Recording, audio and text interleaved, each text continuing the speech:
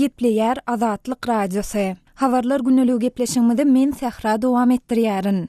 1 noýabrdan başlap Türkmenistanyň ýürüteleşdirilen mekdeplerinde okuwlar tölegli bolar diýip Türkmenistanyň Alternativ Habarlar neşri habar berýär. Neşriň 25 oktýabrda beren maglumatynda okuw tölegleriniň başlanyç klass okuwçylar üçin 100 manat, ýokary klass okuwçylar üçin 150 manat möçberinde boljakdygy aýdylýar. Bu barada şu hepde vilayet bilim bölümleriniň we yerli dolandyryş organlarynyň ýygnygynda gürrüň edildi. Bu barada heniz resmi maglumat köpçülige ýetirilmedi diýilip neşriň habarynda bellenilýär. Bu maglumata Azatlyk Radiosynyň Aşgabatdaky çeşmeler hem tasdiklaýarlar ýöne olar şäherdäki ýürüteleşdirilen mekdepleriň aýlyk tölegleriniň anyk näçe boljakdygy barada häzirlikçe köpçülige maglumat berilmeýändigini aýdýarlar. Aşgabatly ýazyjy we Sinçaman Murat Bugaýew enatalaryň ençemesine salgylanyp paýtaht boýunça mut bilim berýän we ingliz tili boýunça ýürüteleşdirilen 7-nji, 16-njy hem de 27-nji mekdepleriň 1 noýabrdan başlap tölegli ediljekdigini we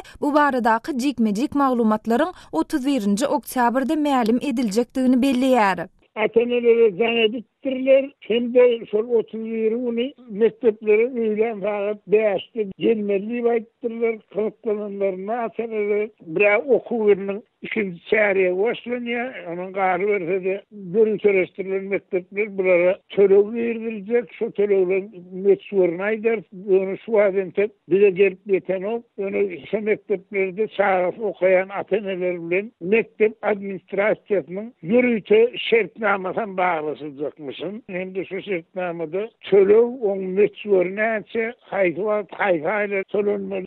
Şu atdan gurrun ediljekmişin, ondan ýygyna gelersiň sonra hemme düşündürýär diýip Dip Bugaýew Agdalyan mektepde çağalar okuyan enatalaryň ençemesine salgylanyp gurrun berdi.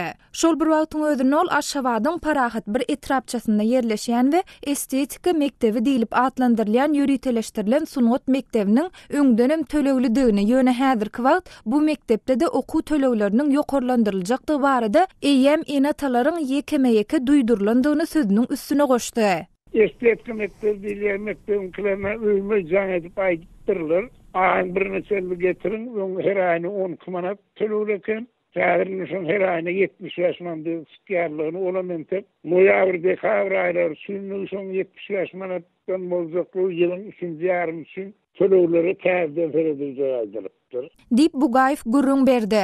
Azatlyk Radiosu bu mesele dogrusunda ýokarda agdalan mektepleriň resmileri we Türkmenistanyň bilim ministrligi bilen habarlaşanda haýsydyr bir kommentari almak başartmady. Türkmenistanda ýürüteleşdirilen mektepleriň tölegli boljakdygy ýa-da olaryň tölegleriniň ýokarlandyryljakdygy barada häzirlikçe türkmen medeniýetinde de ilat köpçüligine maglumat berilmeýär. Ýeri gelende bellesek şu ýylyň oktyabr aýynyň 9-10 aralygynda geçirilen ýaşullar maslahatynda ilaty 25 ýyla golay wagt bäri mut berilýän hyzmatlar tölegli edilenden soň çağalar baglarynyň aýlyk tölegleri paýtagtda 10 manatdan, vilayetlerde 8 manatdan 80 manata ýokarlandyryldy. Mundan öň bolsa, has takygy iýul aýynda türkmen medeniýetinde Türkmenistandaky ýokary okuw jaýlarynyň käbir fakultetlerinde okuwlaryň tölegli görnüşe geçiriljekdigi yglan edildi. Şondan soň ýagny sentýabr aýyndan başlap paýtagtyň ýokary okuw jaýlarynyň ýarysyndan gowragynda käbir fakultetleriň okuwlary tölegli edildi.